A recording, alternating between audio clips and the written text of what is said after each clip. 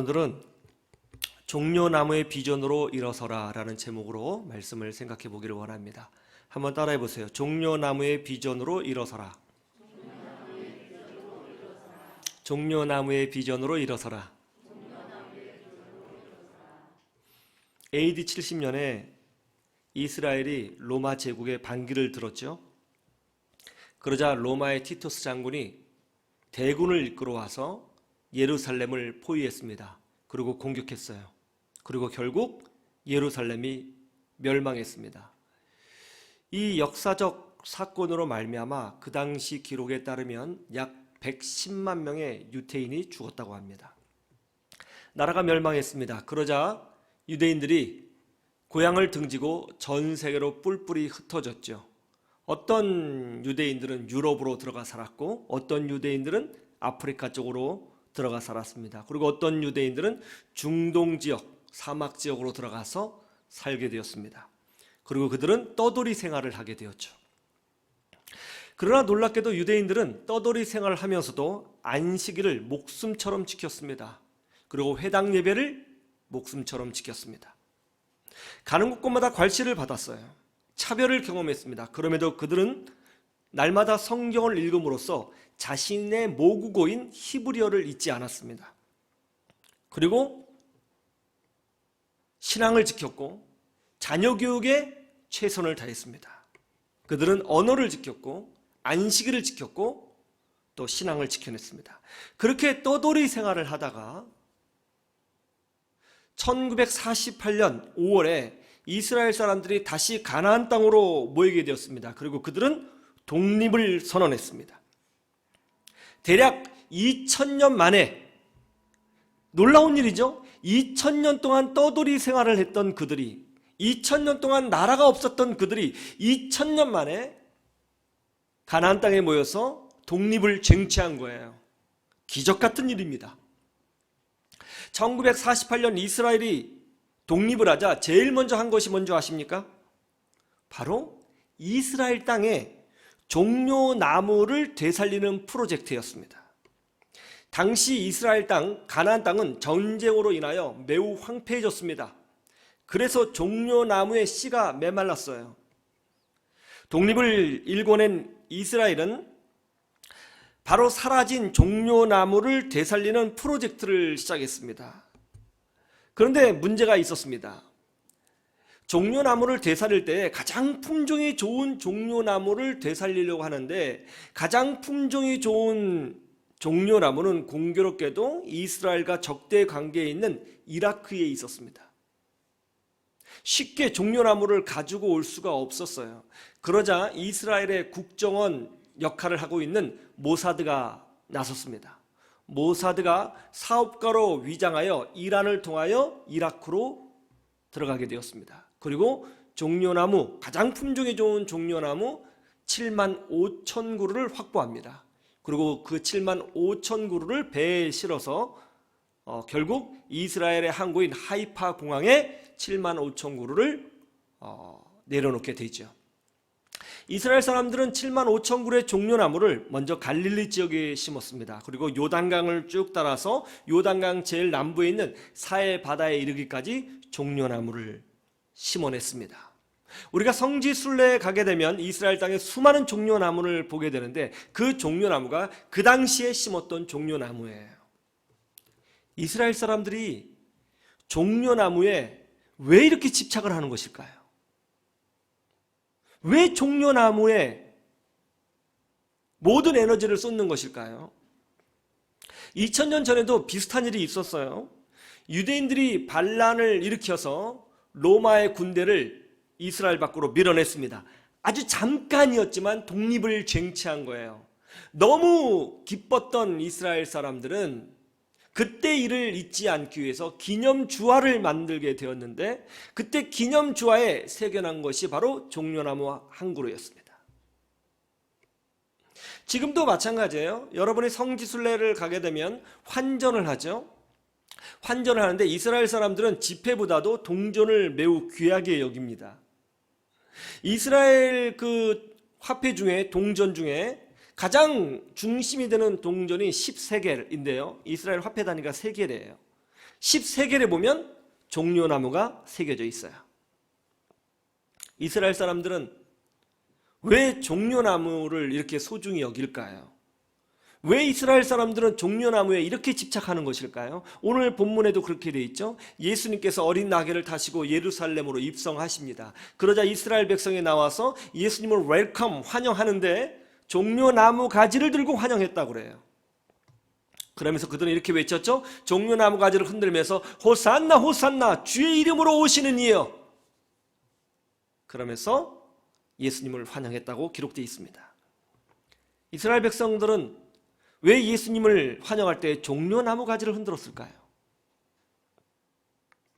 왜 이스라엘 사람들은 종려나무에 그렇게 열광하는 것일까요? 왜 종려나무에 그렇게 집착할까요? 왜 이스라엘 사람들은 종려나무를 그렇게 중요하게 여기는 것일까요? 도대체 종려나무가 뭐기에 이스라엘 사람들이 그렇게 신경을 쓰느냐 말입니다. 그 이유가 뭘까요? 그 이유가 시편 92편에 나옵니다. 시편 92편 12절에서 13절에 보면 이렇게 기록되어 있어요. 시편 92편 12절에서 13절에 이렇게 기록되어 있습니다. 의인은 종려나무같이 번성하며 레바논의 백향목같이 성장하리로다. 이는 여호와의 집에 심겼으며 우리 하나님의 뜰 안에서 번성하리로다. 의인은 종려나무와 같다고 설명합니다. 종려나무는 누구를 상징해요? 의인을 상징합니다. 그러면 이 의인은 누구인가요? 13절에 보니까 여호와의 집에 심긴 사람이에요. 이 종려나무는 여호와의 집에 심겼습니다. 여러분, 여호와의 집에 심긴 사람들이 누구예요? 블레셋 사람들? 아말렉 사람들? 이집트 사람들? 유럽 사람들? 아니요, 이스라엘 사람들이에요. 그럼 이스라엘 사람들이 누구입니까? 의인이고 곧 종려나무입니다. 종려나무는 바로 이스라엘을 상징하는 나무였던 거예요. 이스라엘 사람들은 종려나무를 보면서 우리 민족이다 그렇게 생각한 거예요. 이스라엘 사람들의 종려나무는 바로 유태인 자신이었어요. 그래서 이스라엘 사람들은 종려나무를 소중히 여긴 거죠. 이스라엘 백성, 하나님의 백성은 어떤 존재냐? 종려나무와 같은 존재라는 거예요. 하나님의 백성은 무엇과 같으냐? 종려나무와 같다는 것입니다. 그런데 이 종려나무에는 놀라운 특징들이 있습니다. 종려나무만이 가지고 있는 특성들이 있어요. 이 특성들을 보고 이스라엘 사람들이 자녀 교육을 합니다. 이 종려나무의 특성이 바로 우리 민족을 설명해 주고 있다. 하나님을 따라가는 우리 민족을 설명해 준다. 그렇게 교육을 해요. 그러니까 여러분, 진짜 하나님의 백성이 누구예요? 예수 그리스도를 나의 구주로 영접한 사람들이 진정한 하나님의 백성인 것입니다. 이 종려나무에는 어떤 특성이 있을까요? 첫째로 척박한 땅에서도 열매를 맺는다는 거예요. 한번 따라해 보세요. 척박한 땅에서도 열매를 맺는다. 이스라엘 광야는 정말로 척박한 땅입니다. 메마른 땅이에요. 너무나도 거칠지요. 식물이나 나무가 살기 아주 힘든 환경입니다. 이런 척박한 땅에서, 메마른 땅에서 무려 15m 이상 거대한 나무로 성장하면서 거기에 더불어 아주 맛있는 열매까지 제공해주는 나무가 바로 종려나무예요. 이 열매를 보통 우리는 대추 야자 열매라고 하죠. 이 열매, 이 종려나무의 열매에 붙여진 별명이 있는데요. 이 팔레스타인 지역에 사는 사람들은 종려나무의 열매를 뭐라고 부르냐면 꿀이라고 부릅니다. 하나님께서 이스라엘 백성에게 젖과 꿀이 흐르는 땅으로 가라고 하셨는데 그때 이 꿀은 바로 종려나무의 열매를 가리킨다고 이스라엘 사람들이 말하고 있습니다. 이스라엘 지역에 있는 광야에 가보시면 깜짝 놀라실 거예요. 만약 여러분이 기회가 돼서 저와 함께 성지순례를 가게 되면 반드시 이스라엘 남부 지역의 광야를 보게 되실 텐데 그 광야를 보신 순간 여러분이 상상하지도 못한 너무나 메마르고 거칠고 척박한 땅을 보시고 누가 시키지 않아도 탄식을 하며 놀라실 거예요. 대부분 이렇게 탄식할 겁니다. 여기서 어떻게 살아? 한 번도 보지 못한 너무 충격적인 그 메마른 땅. 여기서 누가 살 수 있을까? 그런 말을 하게 될 거예요. 풀 한 폭이 없는 그 메마른 땅. 그런데 그 메마른 땅에 나무가 있는 거예요. 그리고 열매를 냅니다. 그 모습을 보고 여러분 놀랄 거예요. 이 메마른 땅에 나무가 있고 열매가 있다고? 이 종려나무는 바로 이스라엘을 상징하는 것이죠. 이스라엘 백성은 이 종려나무를 보면서 자녀들에게 그렇게 교육합니다.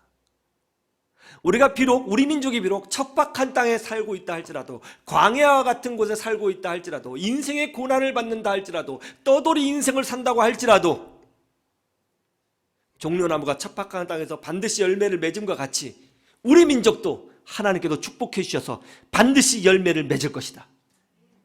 여러분, 우리도 그렇게 생각해야 되는 것입니다. 우리가 인생을 살면서 인생의 척박함을 경험할 수 있죠. 고난이 없는 인생이 있겠습니까? 눈물이 없는 인생이 있겠어요? 그러나 진정한 의미에서 우리가 하나님의 백성이고, 진정한 의미에서 우리가 천국 백성이요, 우리야말로 진정한 의미에서 종려나무이기 때문에 종려나무의 능력이 우리 안에 있는 것이죠. 우리가 인생의 고난을 살아요. 척박한 땅을 삽니다. 눈물이 납니다. 아픔을 경험합니다. 위기를 경험해요. 그러나 하나님이 함께 하심으로 말미암아 우리 인생은 척박한 곳에 있다 할지라도 반드시 열매를 맺게 된다는 거예요. 이런 믿음을 소유하시기를 주님의 이름으로 축원합니다. 그런데 말이죠, 이 종려나무가 광야에서 살아남을 뿐만이 아니라 풍성한 열매까지 맺는 비결이 있습니다. 그 비결이 뭔지 아세요? 바로 뿌리에 있습니다. 이 종려나무는요, 이 거친 광야에서 살아남기 위하여 이 뿌리가 물을 찾아다니는데요, 이 뿌리가 정말 사람이 뚫을 수 없는 깊이까지 내려가는데 얼마까지 내려가냐면 보통 100m까지 파고 내려갑니다. 어떤 거는 300m까지 파고 내려가고요, 이 옆으로는 1km까지 물을 찾아서 뿌리가 뻗어나갑니다. 그래서 조그만 물만 있으면 그 물을 먹고 종려나무가 그 광야에서 생존하는 거예요. 그리고 열매까지 내는 겁니다. 여러분, 우리가 이 광야 같은 인생 가운데서 살아남을 수 있고 열매를 맺는 비결이 뭔지 아세요? 바로 우리 영혼의 뿌리를 은혜의 샘물에 접촉시켜야 된다는 거예요. 그러면 이 은혜의 샘물이 뭐죠? 바로 성령 하나님이죠. 에스겔 선지자가 환상을 봤습니다. 성전 문지방에서 물이 콸콸콸콸 흘러나왔어요. 그런데 콸콸콸 흘러나오는 물이 발목에 채워졌습니다. 그러자 이내 무릎까지 차올랐어요. 그리고 허리까지 차올랐어요. 그 흘러나오는 물의 양이 많아서 나중에는 헤엄칠 정도까지 되었습니다. 강이 되었어요. 이 성전 문지방에서 흘러나오는 물은 뭘까요? 예수님께서 이렇게 말씀하셨죠. 누구든지 목마른 자는 내게로 와서 마시라. 생수의 강을 말씀하셨어요. 사도 요한께서는 그 생수의 강을 뭐라고 그랬어요? 예수를 믿는 사람들이 받을 성령을 가리킴이라고 했습니다. 이 척박한 땅에 종려나무와 같이 우리가 생존할 수 있고 열매를 맺기 위해서는 성령 충만 받아야 한다는 거예요. 성령 충만이 중요해요. 여러분, 우리 예수 믿는 사람들에게 성령은 너무나도 중요한 것입니다. 예수님께서 말씀하셨죠? 사람이 떡으로만 사는 것이 아니라 하나님 입에서 나오는 말씀으로 사는 것이다. 예, 그렇습니다. 성령 하나님께서는 이 말씀을 우리 안에 역동시키셔서 이 말씀이 우리 영혼의 자양분이 되도록 만들어 주시죠. 여러분, 성령 충만해야 되는 것입니다. 코로나 기간 때문에 여러분 온전히 기도하지 못하고 영적으로 많이 위축되어졌을 거라고 저는 생각해요. 어때요? 영적으로 위축되니까 자유로우시던가요? 더 행복해집니까? 그렇지 않죠. 예수 믿는 사람들은 예수 믿는 능력, 즉 성령의 능력으로 살아야 하는 거예요. 세상 사람들은 물질로 살고 자기 나름의 방식대로 살아요. 그러나 우리 예수 믿는 사람들은 그런 방식으로 만족되지 않아요. 그런 방식으로 살아날 수 없어요. 우리 예수 믿는 사람들은 성령의 능력으로 사는 거예요. 하나님이 우리를 그렇게 창조하셨어요. 성령으로 충만하면 무엇보다도 영적으로 부유해집니다. 성령 하나님의 기름 부으심을 경험하면 우리 영혼이 회복되죠. 치유가 됩니다. 성령이 임하시면 우리의 죄가 깨달아지고 진정한 회개가 일어나게 되는 것이죠. 그리고 이전에 없었던 놀라운 능력을 소유하게 되는 것입니다. 그래서 우리는 늘 우리의 진정한 영혼의 샘물인 성령 하나님과 동행하고 성령 충만 받아야 되는 거예요. 아는 집사님에게 아주 특별한 취미가 있었습니다. 남들이 죽었다고 생각된 이 화분 있죠? 이 화분들을 다 주워와서 되살리는 거예요. 이 집사님 집의 베란다에 가면 그 베란다가 식물원 같습니다. 각양각색의 나무들과 난들이 아주 질비하게 채워져 있었어요. 이분은 아주 단순합니다. 산 것이 하나도 없대요. 남들이 버린 거 주워다가 살린 거라는 거죠. 뭐 아주 놀라워요. 그런데 저도 이제 목회를 하다 보니까 여러분께서 뭐 나무도 선물해 주시고 난도 선물해 주시거든요. 저희 집에 오는 난과 나무들은 뭐 일주일 안에 그 위기를 경험합니다. 그리고 한 달 안에 다 주님을 만나죠. 거의 뭐 사망률이 100%에 이르는 우리 가정입니다. 그래서 벌써 식물들도 다 아는 것 같아요. 벌써 저희 집에만 들어오면 벌벌 떨어요. 그 다음 날부터 그 잎사귀 끝이 변해 있더라고요. 아니 물을 많이 줘도 죽고 뭐 좀 덜 줘도 죽고 흔들어도 죽고 냅둬도 죽고 뭐 어떻게 해야 되는지를 모르겠어요. 저는요. 그래서 제가 물어봤죠. 아, 집사님, 저도 좀 잘 키우고 싶은데 항상 우리 집에 오면 애들이 다 이렇게 사망 선고를 받더라고요. 어떻게 해야 이렇게 잘 키우고 죽은 아이도 되살릴 수 있습니까? 그러자 그 집사님이 아주 놀라운 비결을 말씀해 주셨어요. 목사님, 비결은 수분 조절입니다. 그것만 잘하시면 되살아납니다. 수분 조절이래요. 여러분, 우리가 바로 이 시대의 종려나무입니다. 여러분의 믿음의 뿌리는 성령 하나님과 맞닿아 있습니까? 여러분의 믿음의 뿌리는 성령 하나님으로 즐거워하고 있습니까? 성령 충만 받으심으로 이 광야 같은 세상 가운데 열매 맺는 인생 되시기를 주님의 이름으로 축원합니다. 두 번째, 이 종려나무는 절대로 망하지 않는다는 거예요. 한번 따라해 보세요. 절대로 망하지 않는다. 예, 절대로 죽거나 훼손되거나 망하지 않아요. 식물학에서는 이 종려나무를 뭐라고 부르냐면 불사조라고 부릅니다. 불사조. 왜냐하면 웬만해서는 잘 안 죽거든요. 종려나무를 칼로 싹 자르면 어떻게 되느냐? 그 구루터기에서 또 줄기가 나와서 종려나무가 됩니다. 종려나무에 불을 지르면 어떻게 되느냐? 이 종려나무 겉에는 다 타는데 종려나무 가운데는 수분이 충만하거든요. 그 부분은 안 타요. 겉은 다 타지만 그 살아남아 있는 가운데 부분에 또 줄기가 쭉 나와서 종려나무가 또 자랍니다. 그러면 화가 나서 종려나무를 확 밀어뜨려서 구부러뜨리면 어떻게 되느냐? 구부러진 종려나무는 더 잘 자랍니다. 종려나무를 죽일 수 있는 방법이 없어요. 그래서 유대인들은 자녀들을 교육할 때 이렇게 한다고 해요. 얘야, 우리 민족이 저 종려나무와 같다. 우리 민족은 절대로 죽지 않는다.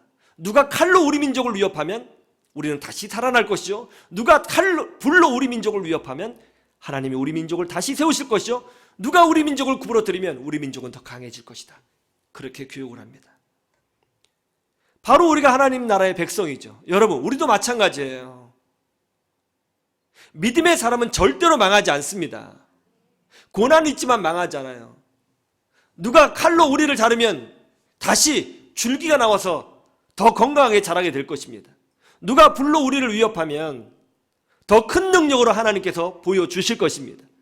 우리 인생이 구부러지면 구부러진 것 같지만 더 강력한 축복의 길이 열리게 되는 것입니다. 물론 고난이 있죠. 물론 고난이 있습니다. 예수 믿으면 고난도 없고 아픔도 없고 눈물도 없다?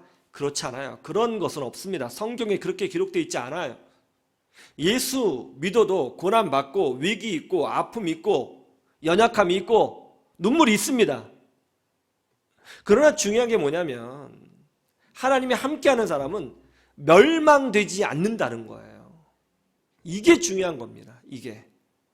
여러분, 다윗을 보세요. 사울왕이 다윗을 죽이려고 얼마나 노력을 했습니까? 정말 지겹도록 집요했잖아요. 다윗을 죽이려고. 다윗은 사울왕 때문에 고난을 받아서 정말 오랜 시간 동안 쫓겨다니고 눈물 골짜기를 지나가야 했습니다. 그러나 어떻게 됐나요? 다윗을 죽이려고 했던 사울왕은 결국 블레셋과의 전쟁에서 멸망을 당했고 사울이 죽이려고 했던 다윗은 이스라엘의 왕이 됐어요. 하나님이 함께 하시는 인생은 이런 인생이 되는 것입니다. 역사적으로 보면 똑같은 일이 벌어졌죠. 기독교를 없애려고 했던 수많은 왕들이 있었습니다. 그리고 조직들이 있었습니다. 특별히 로마 제국의 황제들은 기독교를 없애려고 로마 제국에 힘을 써서 기독교를 박해했죠. 성경을 불태웠습니다. 기독교인들을 박해했습니다. 교회를 파괴했습니다. 그리고 교회를 이끌어가는 지도자인 목회자들을 사자밥으로 던져주었습니다. 그러면 교회가 없어질 거라고 생각을 했어요. 그러나 어떤가요? 가장 강력한 힘을 가지고 있었던 로마 제국은 이제 없어져서 역사의 한 점이 되었고, 그리고 로마가 세웠던 유적지는 관광지가 되었을 뿐입니다. 그러나 로마가 없애려고 했던 기독교는 온 세상에 편만하게 증거되어 저 남미에도, 아프리카에도, 아시아에도, 유럽에도, 호주에도, 러시아에도 교회가 세워지고 있어요. 여러분, 고난이 있어도 아픔이 있어도 절대로 낙심하지 마시길 바랍니다. 절대로 망하지 않습니다. 우리는 죽지 않습니다. 잘리면 잘린 부분에서 싹이 나옵니다. 불타면 불탄 부분에서 또 다른 생명력이 나오게 되어 있습니다. 이것이 바로 하나님 나라의 백성의 능력인 거예요. 바로 여러분이 종려나무인 거예요. 그런데 말이죠, 이 종려나무가 죽을 때가 있어요. 언제 죽을까요? 이 종려나무 중앙에 하늘로 제일 높이 솟아오른 가지 하나가 있는데요, 이것이 종려나무의 생장점입니다. 보통 이스라엘 사람들은 이 생장점인 가지를 키파 트마림이라고 부르는데요, 이 키파 트마림을 싹둑 잘라버리면 당장은 안 죽어요. 그런데 종려나무 중앙에 있는 수분이 조금씩 말라가기 시작하면서 1년은 살아있고 2년은 살아있고 3년은 살아있지만 조금씩 말라서 결국은 말라 죽어버립니다. 이 하늘로 제일 높이 솟은 키파 트마림, 요거를 잘라버리면 메말라 죽는 거예요. 하늘을 향한 그것, 하나님을 향한 믿음, 키파 트마림을 잘라버리면 먹고 사는 데는 아무런 지장이 없는 것 같지만 세월을 가면서 조금씩 우리 영혼이 메말라가서 죽게 되는 거예요. 그러나 하나님을 향한 믿음, 그것이 살아있고 그 믿음만 굳건히 붙잡고 있으면 우리는 절대로 망하거나 죽지 않습니다. 넘어져도 다시 일어나게 되고, 무너져도 다시 세워지게 되고, 좌절해도 하나님의 은혜로 다시 더 놀랍게 축복을 경험하게 되는 것입니다. 주를 향한 믿음을 놓지 말고 믿음으로 승리하시기를 주님의 이름으로 축원합니다. 세 번째, 이 종려나무는 시작은 미약해도 반드시 번성한다는 거예요. 따라해 보세요. 시작은 미약해도 반드시 번성한다. 끝이 보이지도 않는 그 광활한 광야에 종려나무 한 그루가 위태롭게 서 있습니다. 야, 이 넓은 광야에 종려나무 겨우 하나 제대로 클 수 있을까? 100년 뒤면 거기에 수백 그루가 자라 있습니다. 종려나무는요, 번식력이 굉장히 강한 나무예요. 이스라엘 백성은 종려나무를 보면서 이렇게 자신들을 번성케 하실 하나님의 약속을 기억합니다. 룻기 4장 18절에서 22절에 그런 내용이 들어있죠. 한번 보시죠. 룻기 4장 18절에서 22절. 구약성경 사사기 뒤편 페이지 406페이지에 있습니다. 룻기 4장 18절에서 22절. 룻기 4장 18절에서 22절. 다 찾았으면 아멘. 예. 베레스의 계보는 이러하니라. 베레스는 헤스론을 낳고 헤스론은 람을 낳았고 람은 암미나답을 낳았고 암미나답은 나손을 낳았고 나손은 살문을 낳았고 살문은 보아스를 낳았고 보아스는 오벳을 낳았고 다시 다 같이 시작. 예, 아멘. 예, 룻기의 제일 마지막 부분은 다윗 가문을 소개하는 것으로 끝이 납니다. 그런데 재미있는 것이 있어요. 다윗 왕의 가문을 소개할 때 그 시작을 베레스로부터 시작했다는 거예요. 사실 베레스의 아버지가 유다이고 유다의 위는 야곱이고 야곱의 위는 기도의 사람 이삭이고 이삭의 위는 믿음의 조상 아브라함입니다. 아브라함과 이삭은 이스라엘 사람들이 자랑스럽게 여기는 사람이에요. 그렇다면 다윗 왕의 가문을 소개할 때에 기왕이면 아브라함부터 소개하거나 혹은 이삭으로부터 소개하는 것이 훨씬 더 좋을 것 같아요. 그렇지 않아요? 그런데 누구로부터 다윗 왕의 가문을 시작하면서 소개하고 있죠? 베레스입니다. 그런데 충격적인 것이 뭐냐면 이 베레스는 아주 부끄러운 자식이라는 거예요. 유다가 다말이라고 하는 며느리와 잠자리를 같이 해서 낳은 자녀가 바로 베레스예요. 시아버지와 며느리의 사이에서 태어난 아들입니다. 너무나도 부끄러운 자녀예요. 이스라엘 역사 가운데 지우고 싶은 역사입니다. 기억하고 싶지 않은 자녀예요. 감추고 싶은 자녀입니다. 그런데 다윗 왕의 가문을 소개하는데 부끄러운 자녀, 감추고 싶은 베레스로부터 다윗 왕의 족보를 시작하고 있어요. 하나님의 의도가 뭘까요? 아니 아브라함부터 시작하든지 이삭으로부터 시작하면 좋을 텐데 왜 감추고 싶은 베레스로부터 다윗 왕의 족보를 소개하고 있느냐 말이에요. 왜 이렇게 하셨을까요? 하나님의 의도가 뭘까요? 왜 부끄러운 부분을 드러내는 것입니까? 하나님의 의도는 이거죠. 이렇게 미약하고 문제가 있고 연약한 가문을 하나님이 결국 변화시키고 축복하셔서 다윗 왕이라고 하는 믿음의 왕이 나오도록 만들어 주셨다는 것을 강조하고 싶으신 거예요. 시작은 너무나도 초라하고 미약하고 부끄럽지만 하나님이 붙잡고 계시니까 그런 가문에서도 다윗 왕과 같은 위대한 왕이 나오더라는 것입니다. 이게 중요한 거예요. 시작은 미약해요. 부끄러워요. 그러나 하나님이 함께 하시면 그런 부끄러운 가정이 영광스러운 가정이 되는 거예요. 예수님을 전혀 알지 못하고 점치는 거 좋아하고 아침마다 일어나면 화투로 점뛰고 그리고 신문에서 별점 보는 한 자매가 있었습니다. 이 자매가 결혼을 했어요. 조그만 소규모 공장을 경영하는 남자였습니다. 사업이 작아서 늘 경제적으로 위태위태했습니다. 그래서 이 공장이 잘 되게 해달라고 틈만 나면 시간만 나면 점쟁이를 찾아다니고 무당을 찾아다녔습니다. 그런데 한 번은 이 공장의 자금 문제 때문에 무당을 찾아갔는데 무당이 아무 말도 안 하고 쫙 째려보더니 당신 신 받았어. 신 내림 구태해야 돼. 당신 무당돼야 돼. 그러더라는 거예요. 그 말을 듣고 깜짝 놀랐습니다. 너무나도 무서웠어요. 내가 무당이 돼? 무당이 되면 가족이 자기를 버릴 것 같았어요.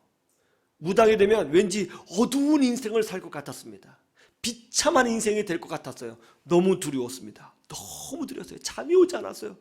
내가 무당이 돼? 어떡하지? 너무너무 두려웠어요. 그런데 그때 문득 떠오르는 생각이 있었어요. 그래, 예수 믿고 교회 다니면 무당 안 돼도 되는 거 아니야? 교회 가면 되는 거 아니야? 그래가지고 그 다음날 일어나서 누가 나 전도해주면 좋겠다. 전도 안 해주나 하고 길을 걸어 다니기 시작했습니다. 며칠이 지나서 정말 놀랍게도 어느 누군가가 초인종을 눌렀어요. 열어보니까 어떤 여자 집사님이 전도지를 전해주는 거예요. 그 집사님과 대화를 하고 그 집사님을 따라서 동네에 있는 교회에 나가게 되었습니다. 열심히 교회 나갔습니다. 그렇게 교회 나간 후에 이제는 괜찮겠지 하고 다시 그 무당을 찾아갔습니다. 그러고 말을 했습니다. 나 이제 교회 다녀요. 그러니까 이제 무당 안 돼도 되죠? 그러니까 그 무당이 하는 말이 교회 나가? 절대 안 돼. 급살 맞아 죽어. 그러더라는 거예요. 급살? 더 무서워졌습니다. 더 무서워졌어요. 근데 죽는다고 하니까 이상하게도 교회를 떠나기 싫더라는 거예요. 더 열심히 교회 가야 살 것 같다는 느낌이 들었다는 것입니다. 열심히 교회 다녔습니다. 두려운 마음으로 예배를 드리는데 두려운 마음으로 예배를 드리니까 목사님 말씀에 집중이 얼마나 잘 되는지 여러분 절박할 때 은혜가 임합니다. 귀에 쏙쏙 들어오더라는 거예요. 쏙 찬송을 부를 때 모가지가 찢어지도록 부릅니다. 뭔가 떨어지도록 기도를 아주 절박하게 합니다. 그렇게 교회를 다니기 시작을 했는데요. 어느 날 말씀을 듣는데 은혜가 임하는 거예요. 갑자기 마음이 막 뜨거워지면서 눈물이 왈칵 쏟아지더랍니다. 그리고 뭔가가 깨달아지더라는 거예요. 그동안 자기가 우상 숭배했던 모든 행위가 하나님을 대적하는 죄였구나. 그게 정말 하나님이 싫어하는 죄였구나. 내가 그것만 하면 살았구나. 깨달아지더라는 거예요. 그러면서 기독교인들을 박해하고 조롱하고 욕했던 자신의 모습이 떠올르면서 그게 정말로 하나님이 싫어하는 일이었는데 내가 하고 살았구나. 내가 무슨 짓을 한 건가 하면서 눈물이 막 쏟아지더라는 겁니다. 죄가 깨달아지는 거예요. 그런데 한참 막 회개하고 있는데 또 다른 깨달음이 오는 것입니다. 그래서 예수님이 십자가에 못 박혀 죽으신 거구나. 나 같은 이 죄를 누가 해결해 줄 수 있겠어? 예수님이 내 죄를 대신해서 형틀에서 죽으신 거구나. 그래서 예수님을 믿으면 죄 용서받고 하나님의 자녀가 된다고 하는 거구나. 아이고 주님 감사합니다. 두 번째 올 때는 감사해서 옵니다. 아이고 주님 감사합니다. 내가 그래도 살았군요. 감사합니다. 여러분 이렇게 깨달으면요 사람이 만들어낸 게 아니에요. 성령 하나님이 주신 줄로 믿습니다. 한참 울었어요. 울고 나니까 눈 전체가 마스카라가 내려왔고 새카맣게 됐는데 부끄러워하지도 않고 예배 끝난대요. 마음에 기쁨이 충만해요. 감사가 충만해요. 모든 걸 이길 수 있을 것 같아요. 난 구원받았어. 집에 들어가는 순간 급살이 생각났습니다. 그건 어떻게 되는 거지? 그건 어떻게 되는 거지? 교회에 오면은 근심 걱정이 사라졌어요. 예배 드리면 그렇게 마음이 행복합니다. 근데 집에 가면 근심이 생겨요. 그런데 이상한 일이 벌어졌어요. 한 번도 화를 내지 않았던 남편이 너 교회 다닌다며 하면서 막 두들겨 패더라는 거예요. 남편한테 막 두들겨 맞는데 이게 급살이구나. 내가 이게 남편한테 맞아도 죽겠구나. 이거 어떡하나. 그런데 맞고 있는 도중에 또 깨달음이 온 거예요. 이게 목사님이 말씀하신 영적 전쟁이구나. 남편 뒤에 뭐가 있구나. 악한 영이 있구나. 마귀가 있구나. 이거 대적해야겠다. 그럼 매 맞으면서 쥐야! 그러고 새벽기도 나가기로 결단하고 금식기도 하기로 결단했답니다. 열심히 기도했습니다. 하나님, 우리 남편을 불쌍히 여겨 주십시오. 하나님, 우리 가정을 구원하여 주시옵소서. 우리 직장, 우리 공장 하나님 잘 되게 도와주세요. 그리고 하나님 무엇보다도 하나님이 살아계신 표적을 보여주셔서 우리 남편이 좀 그거 믿고 변화받을 수 있도록 좀 도와주세요. 하나님 좀 살려주세요. 간절히 기도한 거예요. 1년 정도 새벽기도 했을까요? 놀랍게도 그렇게 강박하던 남편이 점점 부드러워지더니 어느 날 이렇게 말을 툭 던지더라는 것입니다. 교회가 재밌어? 별거 있어? 한번 가볼까? 그러더라는 거예요. 교회에서 예배를 드리고 나왔는데 남편의 반응이 놀라웠습니다. 별거 없네. 그냥 와도 되겠네. 그러면서 남편이 교회 다니기 시작한 거예요. 그렇게 교회를 다니더니 남편의 마음에 조금씩 믿음이 들어가게 되었습니다. 그러자 하나님께서 사업장에 복을 내려주셨어요. 교회에 나오기 전에는 한 달 소득이 200만에서 300만 원 정도였는데 남편이 변화되니까 만나는 사람들이 변화되고 또 남편이 변화되니까 사업장이 변화되고 직원들이 변화되더라는 거예요. 그러더니 매달 수천만 원씩 이익을 내는 공장으로 성장했습니다. 11조 20만 원에서 30만 원 들이던 가정이 매달 11조 수백만 원을 들이는 가정으로 변화가 되었습니다. 더 놀라운 것은 뭐냐면요, 이게 정말 큰 축복이에요. 이분의 간증을 통해서 예수 믿겠다고 교회로 오신 분들, 그러니까 이분의 간증을 통해서 전도된 사람이 100명이 넘게 되었다는 거예요. 할렐루야. 100명이 넘더라는 거죠. 꼭 종려나무 같지 않아요? 그 광야에서 위태롭게 한 그루 서 있었던 그 종려나무가 세월이 지나가면서 수백 그루의 단지로 성장한 것 같이, 종려나무는 척박한 땅에서도 열매를 맺습니다. 종려나무는 절대로 죽지 않습니다. 종려나무는 시작은 미약해도 반드시 번성합니다. 여러분들이 바로 종려나무예요.